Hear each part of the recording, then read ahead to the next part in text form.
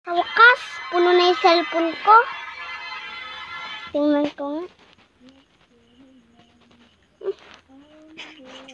Ba't ganun? Yung kinain pala. Pwede na to? TikTok nga muna ako. Ay, mananood lang ako. Huwag lang mag-TikTok. Baka maban pa ako sa TikTok.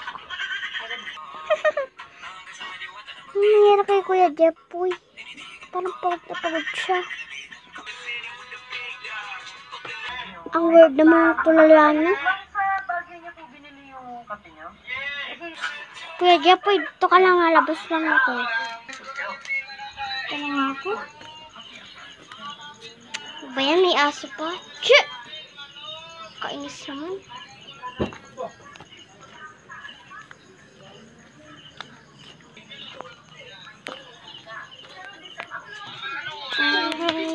Okay pa ako mga Dala lang ako. Wala saan pa galing.